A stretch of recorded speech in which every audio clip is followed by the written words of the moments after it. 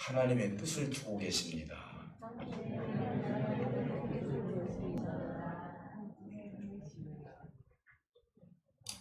할렐루야. 우리 하나님께서요, 모르드게하고 에스더를 통해서 하나님의 뜻이 이 시대에 어떻게 이루어질지 우리는 모르지만은 네가 왕후가 된 것은 이때를 위함이 아니냐라고 모르드게가 이야기했던 것처럼 우리 인생의 삶은 그냥 왔다 그냥 가는 것이 아니라 하나님의 분명하고 확실한 뜻이 저와 여러분들에게 임해져 있다는 사실을 믿으시기를 주님의 이름으로 축복해 드립니다. 오늘 저는 왕께 두 번째 청혼한 에스더라는 제목을 가지고 말씀을 나누는데, 이렇게 왕 앞에 나간다는 것이 쉬운 일이 아니라는 것이죠. 이건 무엇을 상징하고 있냐면은 이때 당시 페르시아, 그러니까 바사 왕국이라고 하는데 엄청난 그 크기를 가지고 있기 때문에 127개 지방이라고 했단 말입니다. 우리가 팔도라고 얘기를 하는데 그 엄청난 땅덩어리의 왕인데 그의 권위가 얼마나 큰지 우리는 생각해 보면은 참 이 시대에 대단한 나라였구나라는 것을 알 수가 있어요. 그러다 보니까 왕 앞에 나간다는 것이 쉬운 일이 아니었고, 아무리 왕을 할지라도 왕의 허락이 없이는 나올 수 있는 장소가 아니었어요. 이런 기억을 더듬어서 내가 죽으면 죽으리라 하고 3일간 금식하면서 나갔던 그 사건을 여러분들이 잘 아실 줄 알아요. 그때 그가 권했던 것이 하만과 아하수르 왕을 잔치에 참석하게 하는 것. 그러면서 잔치를 2번을 베풀면서 결국은 마지막 잔치 때 하만의 계략을 그대로 드러내는 그 모습을 보게 됩니다. 그래서 첫 번째 왕 앞에 나갔을 때 그 문제를 해결이 됐어요. 그래서 지난 7장 끝나는 것이 하만이 죽은 후의 사건이에요. 하만의 자기 귀에 넘어져서 죽은 후의 사건이고, 그 다음에 이제 아하수르 왕이 다시 에스더와 모르드게에 대해서 새로운 마음을 가지고 있었을 때, 이때 다시 한번 두 번째 왕 앞에 나갈 일이 생기게 됐죠. 이 부분에 대해서 굉장히 이것도 위험한 일인데, 금귀라고 하죠. 왕이 금귀를 댈 때, 여러분들 혹시 에스더라는 영화 같은 걸 보게 되면 왕이 항상 들고 있는 게 있어요. 그게 금귀예요. 그걸 갖다가 대주면은 내가 허락하겠다라는 그런 뜻입니다. 그래서 이 에스더 왕과 이제 두 번째 왕 앞에 나갔던 이 일들을 통하여서 우리가 다시 한번 은혜를 나누고자 합니다. 에스더서는 9장까지 있습니다.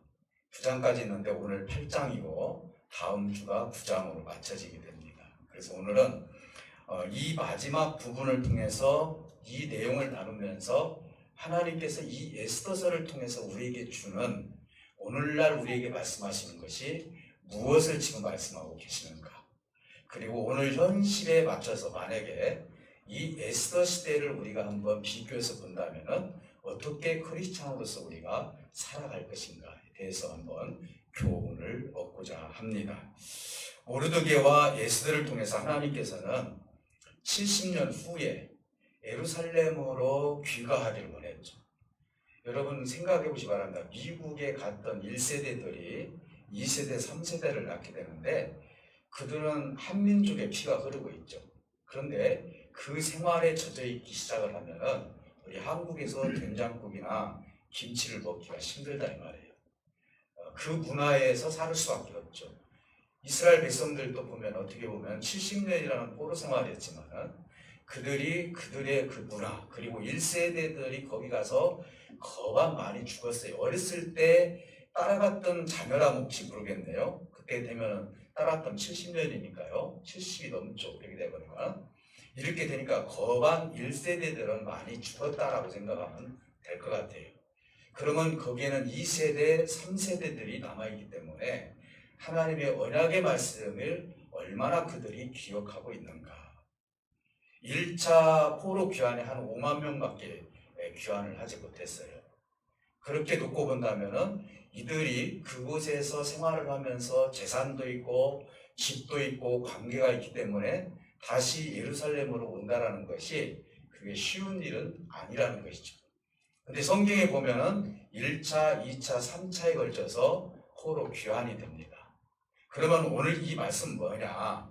이제는 1차가 끝나고 2차가 시작되기 전에, 귀환이 시작되기 전에 있었던 사건인데, 이때 아직도 남아있는 유대인들을 위해서, 이스라엘 백성들을 위해서 하나님께서는 모르드게와 그리고 에스더 왕후를, 이제 결국 나중에 왕후가 됐지만은 이들에게 하나님의 역사를 위해서 남겨두었다는 사실이죠.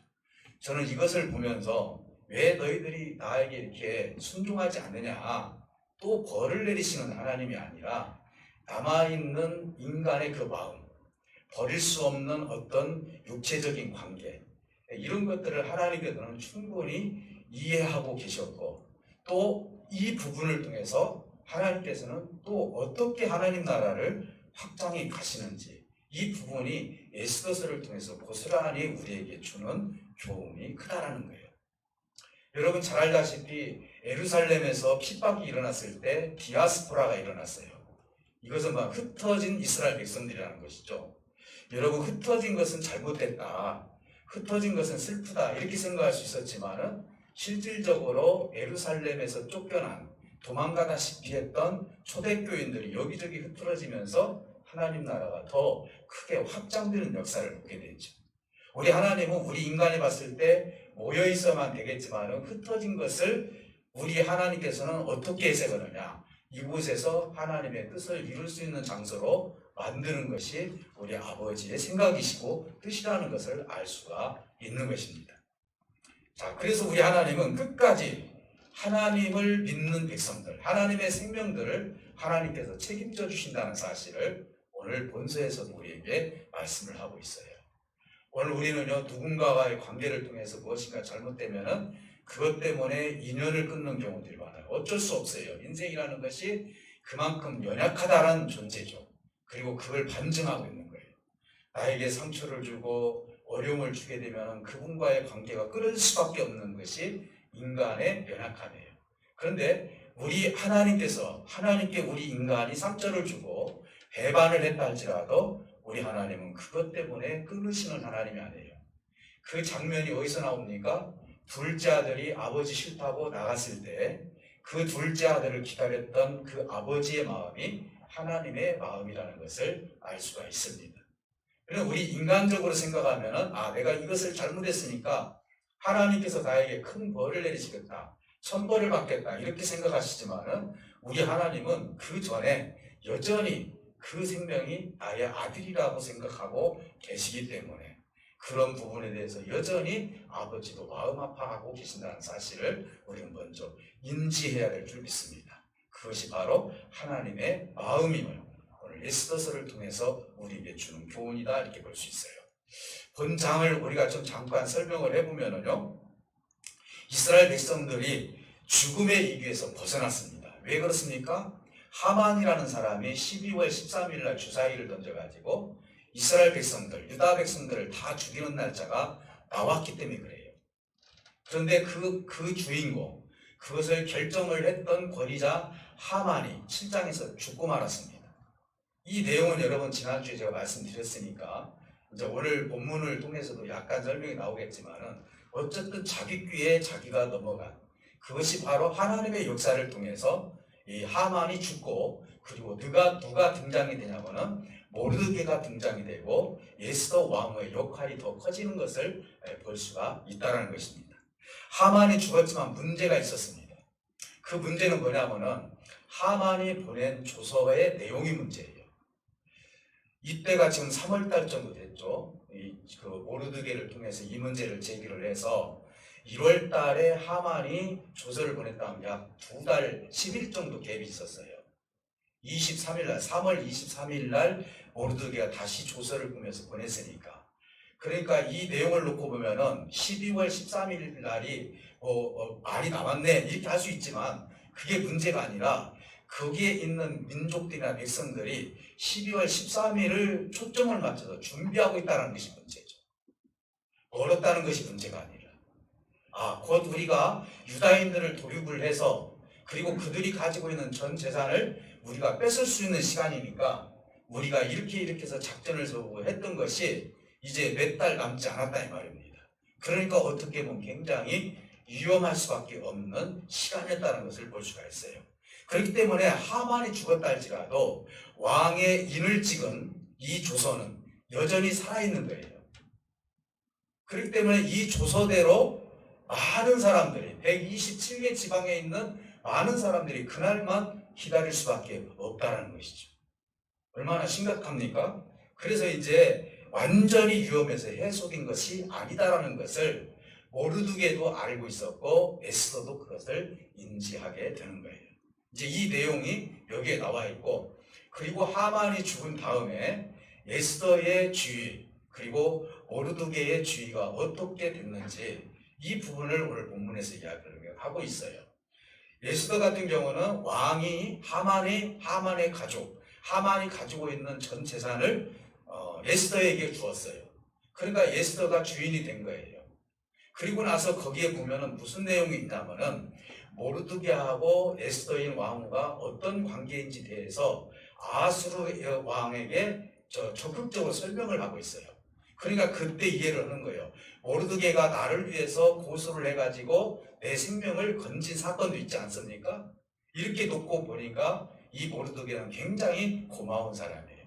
그래서 하만에게 뺏었던 그 인장을 누구에게 줍니까? 모르드게에게 줘요.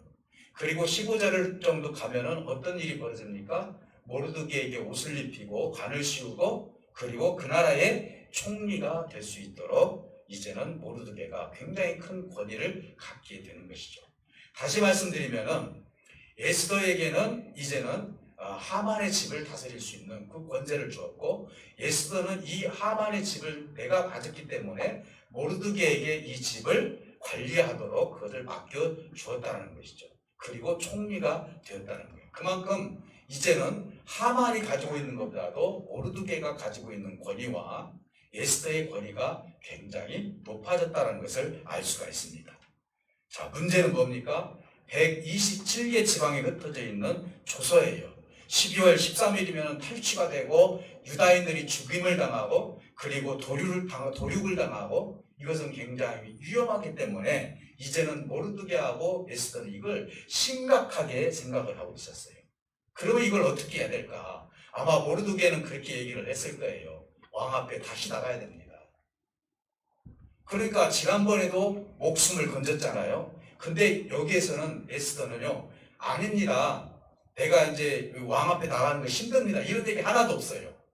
이제는 내가 적극적으로 여기서 대처를 해야 되겠다라는 생각을 에스더 왕후가 생각을 하게 되죠.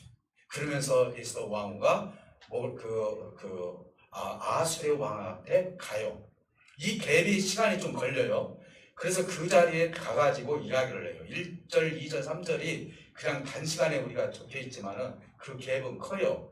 그래서 아수르 왕에게 무슨 얘기를 하냐면, 우리 민족이, 내 가족이 죽는 것을 내가 어떻게 볼 수 있습니까? 나는 도무지 우리 민족이 도륙을 당하는 것을 내가 인정할 수도 없겠지만은 왕께서 이것을 좋게 여기시거든 이 조서, 하만이 내린 조서를 취소해 주기를 원합니다. 이렇게 얘기를 하는 거예요. 근데 여러분 아시다시피요, 그 나라가 엄청나게 크기 때문에 왕이 한번 내린 조서는 절대로 취소할 수가 없는 거예요. 그러니까 왕은 너무나 답답한 것이죠. 그래서 왕이 뭐라고 얘기합니까? 한번 내린 조서는 취소할 수 없으나 너희들이 하만이 죽고 난 다음에 하만의 집을 너에게 주지 않았느냐? 그러니까 모르드게에게도 인장을 줬으니 너희들이 알아서 너희들에게 맞게 조서를 꾸며서 그리고 나서 인을 찍어서 각 127개 지방에 그걸 보내도록 해라 하고 허락을 받은 거예요. 이거 얼마나 좋은 일입니까? 여러분, 여기는 짧은 시간이지만 그들이 지혜를 짰을 것입니다. 하나님께 구했을 거예요. 그러면서 이제 그에게 내린 조서는 어떤 조서였습니까? 조서 내용이 이런 조서의 내용이 있습니다. 12월 13일 단 하루다. 이 하루 동안에 유다인들은 각 지역에서 같이 모여 있어라. 왜냐하면 한 가정 한 가정 모여 있으면 어떻게 됩니까? 죽임을 당할 수 있으니까.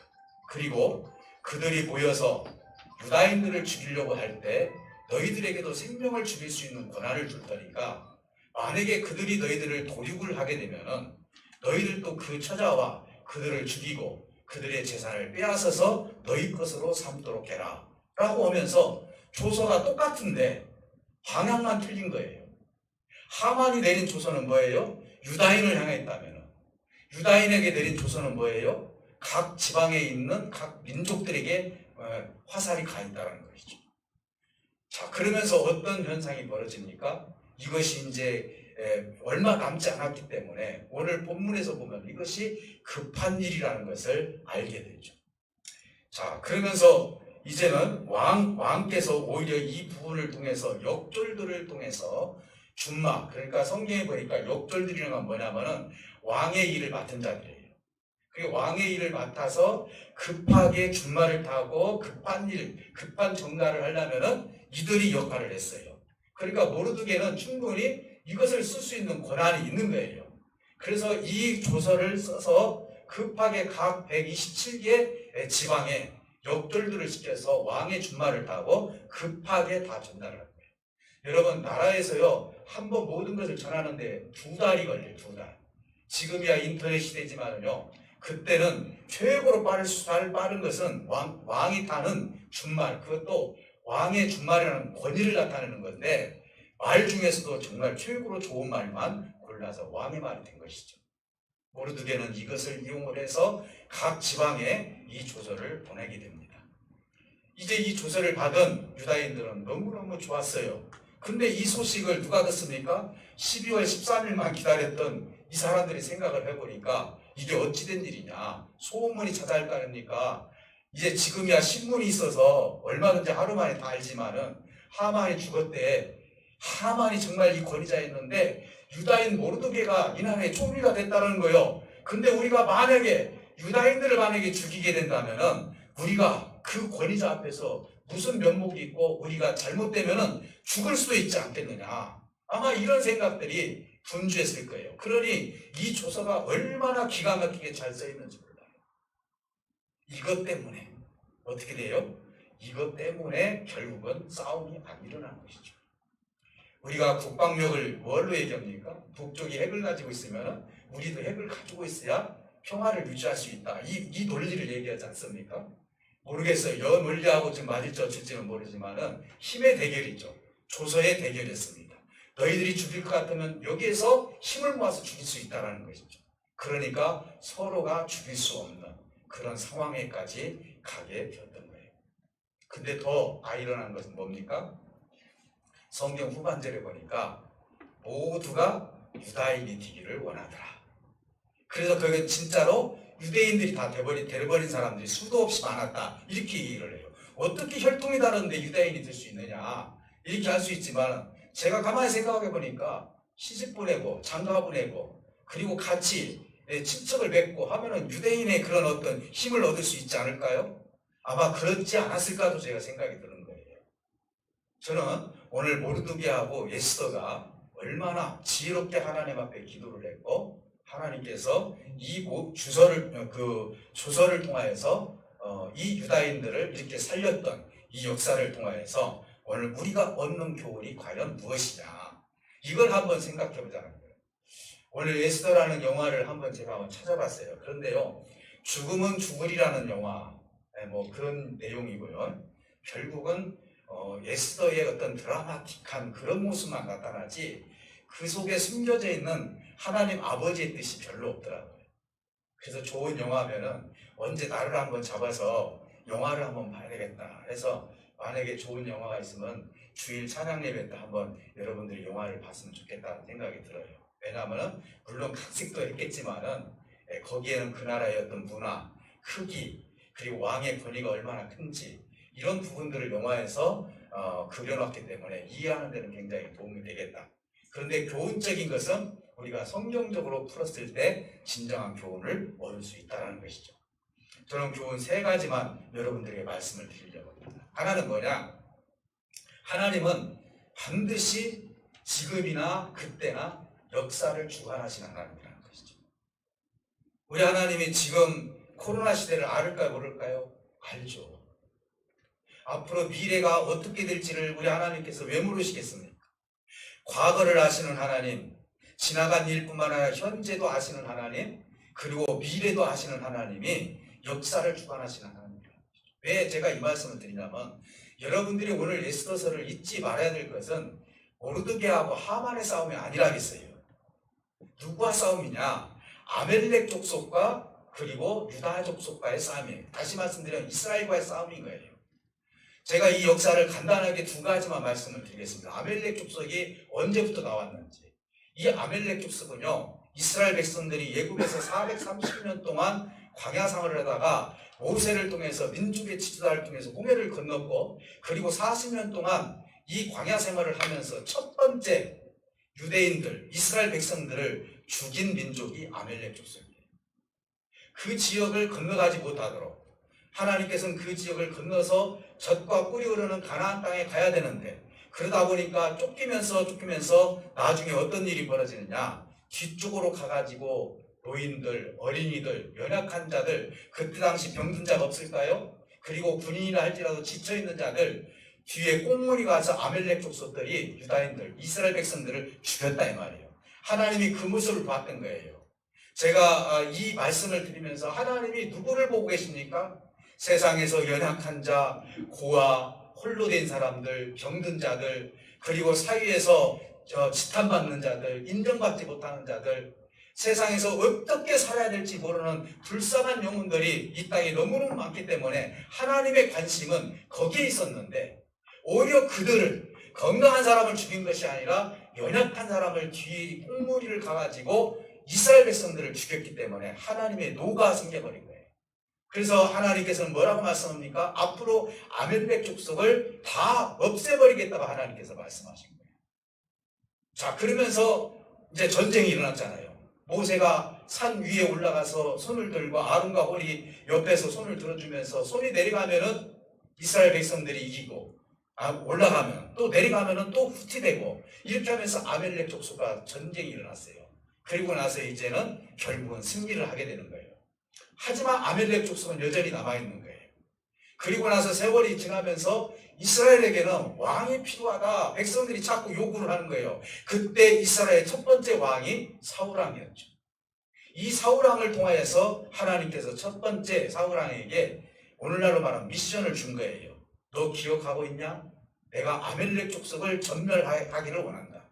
너는 지금 당장 아멜렉 족속에게 가서 모든 것을 다 없애라, 진멸하라고 하나님께서 사무엘을 통해서 이야기를 해줍니다. 근데 사울왕은 그때 당시 하나님을 생각하기보다도 자기의 권위를 생각했고 자기의 욕심을 가지고 살았기 때문에 하나님과의 깊은 관계가 없었어요. 하나님의 명령을 어겼습니다. 모든 것을 없애라겠는데 좋은 것은 다 가져왔어요. 그리고 아각이라는 왕도 사로잡아 왔어요. 이렇게 됐을 때 하나님은 그걸 보시고 사무엘에게, 너 내 종 그 사무엘에게 뭐라고 얘기합니까? 사울왕에게 가봐라. 내가 명령한 대로 행하지 않고 있다 라고 하면서 그때 책망을 하게 됩니다. 이 사울왕은 누구였냐면 바로 베냐민 지파 사람이었어요. 근데 다시 에스더서로 옵니다. 에스더서에 보니까 베냐민 지파 사람이 누구냐? 사울왕과 관계가 있는 베냐민 지파 사람이 누구냐? 바로 모르드게예요. 그리고 아각을 잡아오라 했었는데 그 아각이 누구냐? 아각 사람 하만이에요. 그러니까 개인적으로는 하만과 모르드게가 어떻게 보면 갈등을 일으킨 것 같지만은 실질적으로 여전히 하나님께서는 이곳에 와서까지 하나님이 언약한 것을 지키기 위해서 모르드게를 통해서 하만을 이제는 제거하고, 그리고 그 세력들을 제거하면서 결국은 아멜렉 족속이 다 제거되는 그 역사가 여기서 일어난 거예요. 실질적으로 성경은 아멜렉 족속은 없어져 버렸어요. 하나님의 명령대로. 하나님의 역사는요, 어떻게 이루어질지 모르는 거예요. 그러니 우리 하나님께서는 지금도 역사를 하고 계세요. 우리가 졌다고요? 전쟁에서 졌다 할지라도, 그리고 이스라엘 백성들이 금방 죽을 것 같다 할지라도, 그리고 제가 말씀을 다음 주에 또 드리겠지만은 2차, 3차 포로에서 귀환하지 않고 여전히 남아있다 할지라도 하나님의 뜻은 여전히 그 속에서 움직여지고 있다는 것이죠. 하나님은 그 거대한 나라에 어떤 씨를 지금 뿌려놨습니까? 하나님을 믿을 수 있는 믿음의 씨를 거기서 뿌려놓고 계신다는 사실을 알 수가 있는 거예요. 그러니 귀환을 해도 하나님의 사람이고, 귀환하지 않는다 할지라도 하나님은 그들이 가지고 있는 욕심과 욕망이 있다 할지라도 그걸 통해서 하나님의 복음을, 하나님의 뜻을 이루고 계신다는 사실을 알 수가 있는 거예요. 하나님은요, 역사를 주관하시는 거예요. 우리 하나님은요, 여러분들을 향해서 뜻을 가지고 있어요.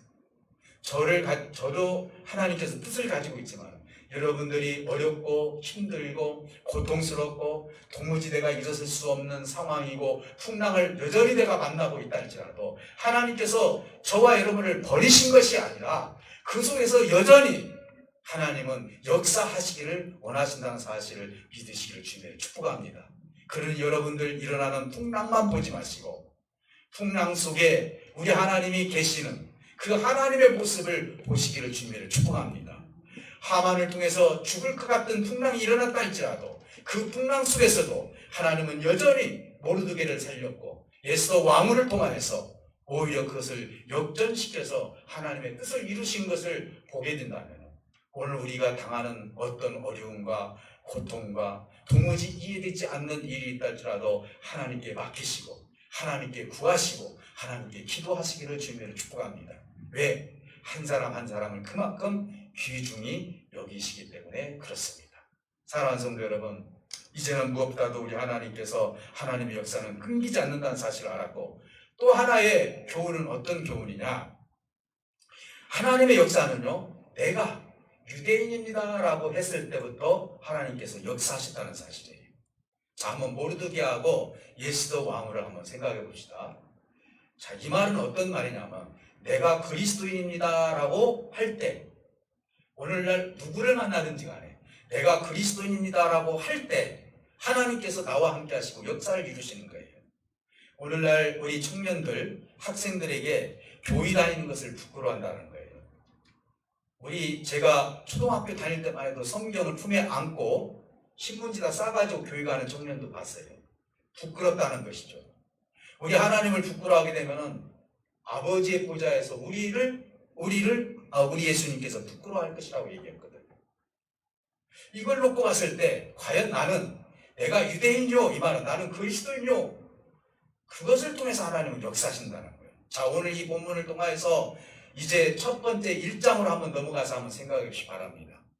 여러분, 하만이라는 사람이 권위를 가지고 이제는 왕의 옆에서 얼마나 큰 권세를 누립니까? 그래서 하만에게는 누구에게든지 다 절을 해야 되는 거예요. 근데 모르드게는 그 앞에서 절하지 않았어요.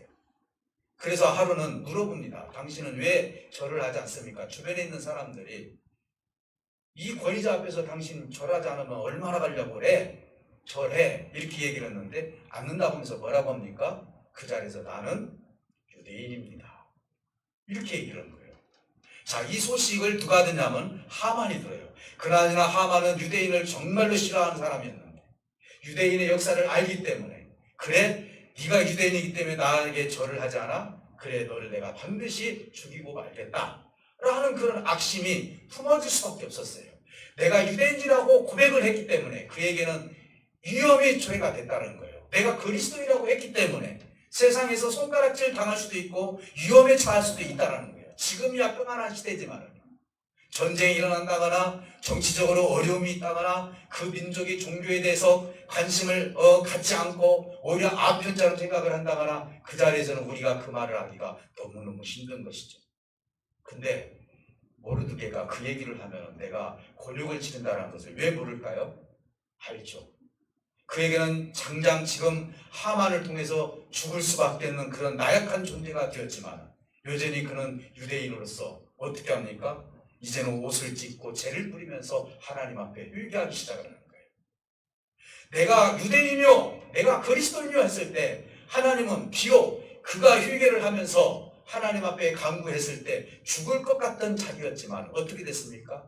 하만이 죽여야 되겠다고 장대 높이를 23m 정도로 높여서 만든 그곳이 그 모르드게가 죽어야 할 자리에 누가 죽습니까? 하만이 죽게 되는 거예요.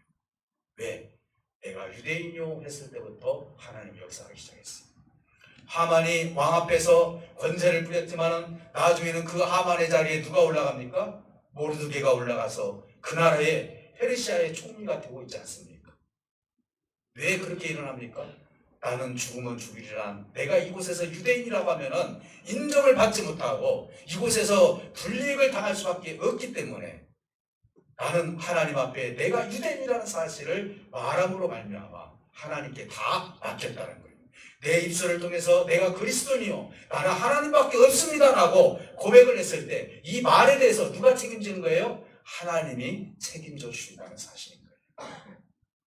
오늘날 많은 사람들은요 그리스도를 믿는 것을, 교회를 다니는 것을 부끄러워하는 이유가 뭘까?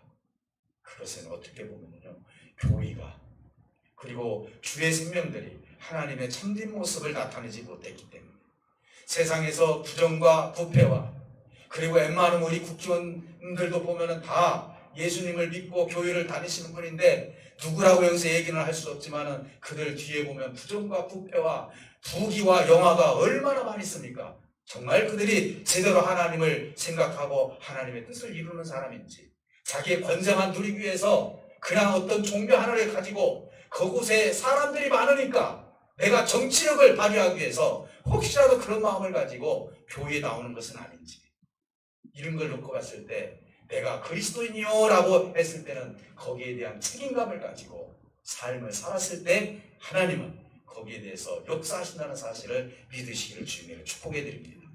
이것이 우리에게 주는 두 번째 교훈이에요. 또 하나 우리 에스더를 한번 볼까요? 하만이 죽자 그 집을 이제는 왕이 그 집을 주었습니다. 네가 모든 것을 다 가지라고 했을 때 에스더는 어떻게 했습니까? 이 모습을 통하여서 이제는 조서를 받을 수 있는 이제는 어떻게 했습니까? 에스더가 사실은 내가 유대인이다라고 얘기했을 때 언제예요? 성경에 보면은요 하만이 죽기 직전이에요. 그 전에는 에스더가 유대인인지를 몰랐어요. 어떤 학자들은 알고도 아수르의 왕이 모른 채 했다라고 이야기도 하지만 성경에서는 여전히 이가 유대인인지를 모르고 있다라고 이야기하고 있어요. 자, 어떻게 생각하든지 간에 그가 자기의 입을 통해서 내가 유대인입니다. 왜? 두 번째 잔치에 나가서 왕 앞에 뭐라고 합니까? 내 생명을 살려주시옵소서, 내 민족을 살려주시옵소서. 그게 유대인이라고 얘기합니다. 나도 유대인입니다. 그때 왕 앞에서 그 얘기를 했을 때 나도 유대인입니다라고 했을 때부터 그때부터 하나님께서는 역사하기 시작하죠. 아수르 왕의 마음을 바꾸고요, 환경을 바꾸고요, 그리고 모든 것이 하나님께서 역사하시면서 그가 어떻게 보면 위험에 처했다 할지라도 하나님이 역사를 주관하시면서 그리고 나서 내가 유대인이라는 그 말, 내가 그리스도인이라고 말을 했을 때 그때부터 하나님은 에스더에게 역사하셨고 모르드에게 역사하시면서 결과적으로 조서를 스스로 만들 수 있는 하나님의 역사를 보게 되는 것입니다. 여러분, 왕이 조서를 쓴 것도 아니에요. 그리고 검사 한번 해보자라고 한 것도 아니에요. 너희들에게 맞게 조서를 써서 내리라고 했으니 이것이 얼마나 큰 하나님의 역사예요. 여러분, 아수르 왕은요 굉장히 다혈질적인 사람이에요. 그리고 성격이 급한 사람이에요. 나중에는 이제는 신복에 의해서 또 죽죠. 그런데 이 아수르 왕이 그 성격이 그렇기 때문에 하나님도 그렇게 접근할 수 있도록 그들에게 지혜를 주어서 결과적으로 하나님의 역사를 이뤘다. 그리고 내가 죽으면 죽으리라. 두 번째 내가 왕 앞에 나갈 때 내가 유대인이라고 얘기를 했고 모르드게와 내가 무슨 관계인지를 얘기를 했기 때문에 담대하게 나는 하나님의 사람입니다 라는 그 뜻을 가지고 유대인으로서 그 삶을 보여주었을 때 하나님이 역사했다는 사실이에요. 이게 두 번째 주는 에스더를 통해서 주는 교훈이에요. 마지막으로 우리에게 주는 교훈이 하나 있습니다. 유대인이 죽음에서 구원을 받았을 때 어떤 현상이 벌어졌습니까? 조서가 내려졌을 때 많은 사람들이 유대인들을 두려워했다. 오늘날 우리 하나님을 믿는 그리스도인들을 세상 사람들이 얼마나 두려워하고 있나요? 오히려 안티 그리스도인들이 많이 생기지 않습니까? 세상 사람들이 왜 그리스도인들을 두려워하지 않죠? 여전히 하나님을 나타내 보이지 않기 때문에 부정과 부패가 교회를 통해서 일어나고 그리고 하나님을 믿는다고 하는 사람들을 통해서 일어나고 이런 것들을 통해서 세상 사람들은 도리어 하나님에 대해서 진정 하나님이 누구인지를 깨닫지 못하고 우리 그리스도인들을 통하여서 오히려 하나님을 비하하는 발언을 하고 있다는 것이죠. 근데 이때 당시만 해도 어떤 일이 벌어졌습니까? 이제는 우리가 그 조서를 받고 나중에는 보니까 우리가 죽을 수도 있겠다. 하나님 그 뒤에 있는 하나님 무엇인가 있는 그 하나님을 통해서 만약에 모르드게의 민족을 우리가 죽이게 된다면은 오늘 우리는 여기서 살아남을 수가 없으니 내가 유대인이 되는 것이 좋겠다. 세상 사람들이 그리스도인들을 보고 내가 영적으로 죽을 수밖에 없으니 내가 그리스도인이 돼야 되겠다. 저 사람이 믿는 하나님을 보니까 내가 교회에 가야 되겠다. 내가 저 사람이 믿는 그리스도를 내가 믿어야 되겠다. 라고 그렇게 어필할 수 있는 그리스도인들이 이 땅에 얼마나 있느냐 이 말이에요. 오늘 모르드게와 에스더의 그 믿음을 통해서 그 엄청난 그 나라에서 127개 지방에 있는 그 수많은 사람들 중에서 너도 나도 유대인이 되고 싶다고 이야기하고 있지 않습니까? 오늘날 만약에 우리가 그리스도의 권위와 하나님 나라에 대해서, 하나님 말씀에 대해서, 그리고 하나님의 천국에 대해서 하나님 믿는 것이 어떤 것인지 세상 사람들에게 권위 있게 우리가 보여준다면 너도 나도 내가 그리스도인이 되어야 되겠다. 내가 기업고 내 영혼이 죽어서는 안 되겠다. 내가 그리스도의 이름으로 하나님 나라에 대해 가야 되겠다 하면서 물밀듯이 몰려오는 역사가 우리에게 있어야 될 줄 믿습니다. 이때는 그렇게 왔지 않습니까?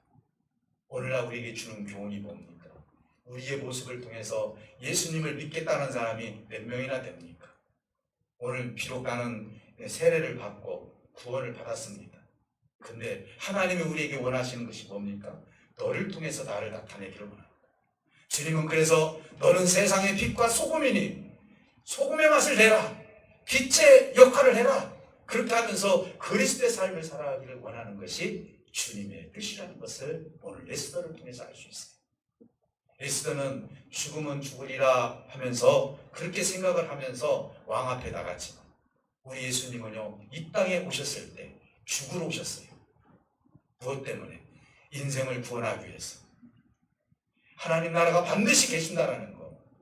내가 강건하면 80일 하겠는데 내 육체가 흙으로 돌아가게 되면 내 영혼만 남는데 이 영혼이 지금 어디에 가야 되는 것인지를 하나님 너무나 정확히 알고 있고 내가 하나님과 분리되는 것이 인생에 있어서 얼마나 불행한 것인지 너무나 잘 알기 때문에 너무나 중요한 일이기 때문에 에스더는 죽으면 죽이라고 유대인들을 구원하기 위해서 왕 앞에 나간 것처럼 우리 예수님은 십자가를 지기 위해서 이 땅에 오셨다는 사실입니다. 사랑하는 성도 여러분, 오늘 우리 육체가 그렇게 중요합니까?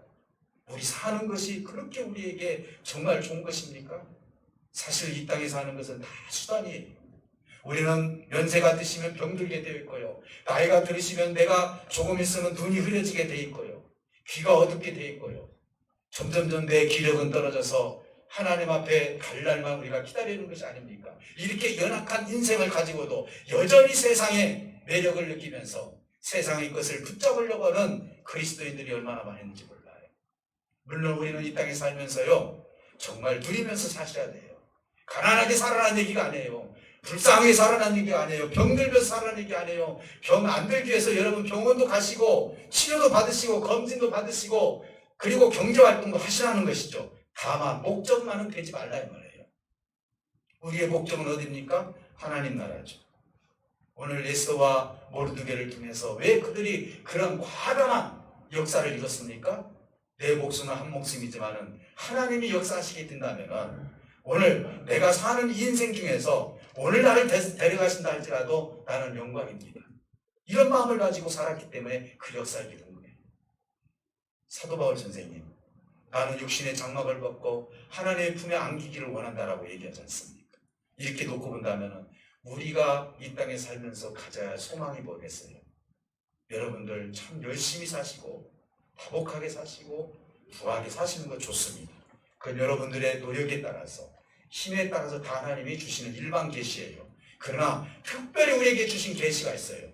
예수를 믿어야만이 하나님 나라에 들어갈 수 있다라는 내가 길이요 진리요 생명이니 나로 말미암지 않고는 아버지께로 올 자가 없다라고 주님께서 말씀하신 것처럼 여러분들이 이 육체를 가지고 있는 한 이 세 가지만큼은 절대로 잊어서는 안 된다 이 말이죠. 오늘 이 말씀을 통해서 우리 하나님은 역사를 주관하고 계십니다. 오늘 저와 여러분들 세상에 나가서 나는 하나님을 믿는 사람입니다. 나는 그리스도인이라고 말씀하시기 바랍니다. 그리고 오늘 내가 내 모습을 통해서 많은 사람들이 당신을 보니까 내가 하나님을 믿어야 되겠어. 나 교회 한번 데리고 와줘. 할 정도로 내 삶의 형태를 통해서 그리스도의 향기를 드러낼 수 있는 저와 여러분들이 될 때, 오늘 이제는 다음 주가 이제 19장 마지막이지만 이 에스더를 여러분들이 말씀을 들으시면서 우리에게 주는 교훈의 열매가 충분히 맺어진다는 사실을 제가 기대를 하면서 오늘 이 말씀을 가늠해 볼까 합니다. 오늘 이 말씀을 통해서 여러분 정말 에스더처럼 모르드게처럼 하나님의 참된 사람으로서 빛과 소금의 역할을 다 감당하시고 하나님의 역사를 타시고 그리고 내가 그리스도인이라고 얘기하시고 내가 그리스도의 향기를 드러내서 수많은 사람들이 우리를 통해서